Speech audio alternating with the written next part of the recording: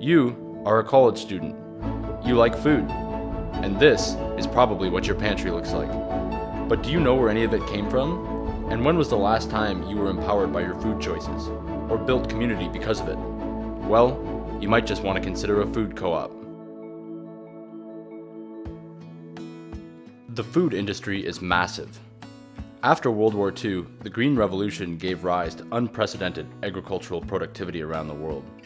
And while it brought about much progress, it also led to the need for ethical farm practices and a more local structure that gave background on where and how the food was being produced.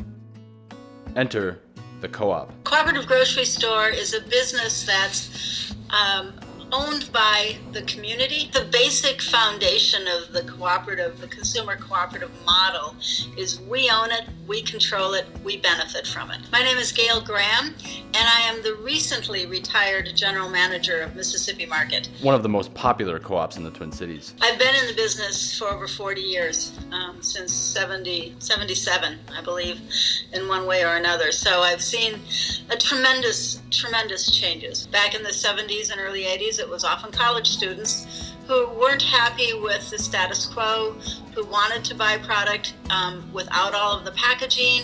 It was as the word organic was even being thought of. And so there was a community that was created by these people. 80% of all food sales in the US comes from large retail chains, with the largest four accounting for 50% of sales. Co-ops bring the food system back to the local community. Oftentimes are providing products that are fairly traded, that are organically grown, that are locally produced, products that have their own set of values to consumers for whom these values resonate. 82% of food sold at co-ops is organic, compared to a 12% national average. It's people coming together to meet an economic need and exercising some control over how that need is delivered. That allows for people to have a say in their local food systems, which they, whether they realize it or not, are a part of. And now it is taking a step further of them having a say in that local food system. Co-ops differentiate themselves from the traditional model by dealing directly with farmers or smaller scale ethical processors, which allows farmers to receive a fair price for their crop. So when we're able to support those small growers, we're essentially helping support that sort of a economic institution as well, people who are able to make a living by feeding their communities. And not just that, care for workers, the emphasis on sustainably sourced items, the ownership structure such that the money stays within the store, the employees, everybody's got an ownership stake in it. Yeah, I mean, it's definitely an attractive model. Food co-ops spend more revenues locally, buy more products locally, buy more organic produce, recycle more plastic, and create more jobs than conventional grocers. For every $1,000 spent at a food co-op, $1,606 goes to the local economy. And a local food economy can be extremely important to us just because I think it adds to our quality of life. I think that it adds kind of like the economic diversity of having people be able to make a living. Doing something that they love to feed people is pretty special. The type of food that we sell often comes with higher costs, and that can make it difficult for people to afford. We have worked to provide a variety of products, some at lower price points, as well as education to help people to learn how to use foods. For me, yes, the price difference is worth it because, like I said, I want to act in alignment with what I value, which is equitable treatment and also a big emphasis on caring about the environment.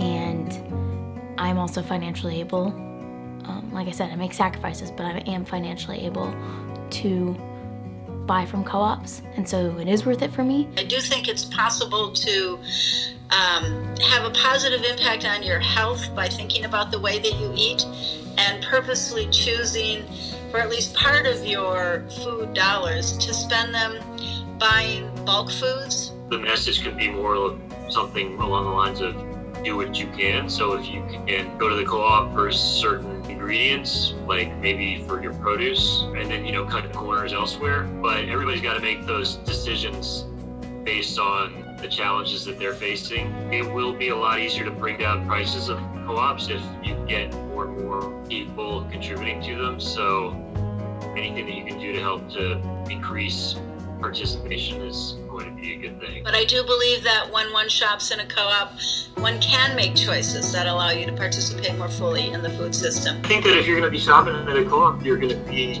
more informed, because if you're going to be putting up more money, you probably are thinking about why is it that you're paying this premium. I want to ensure that what I'm putting my dollar to aligns with taking care of people, whether their communities I'm involved in or not. Co-ops can help create a sense of community, and that's important to all of us in today's world. I think it's valuable to feel good about our choices, and when we're making choices that align with our values. Who knew that grocery shopping, well, that's just a menial task that we do, that there's ethics involved in grocery shopping, because there are.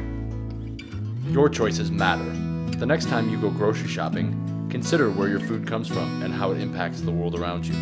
Check out these resources to find a co-op near you.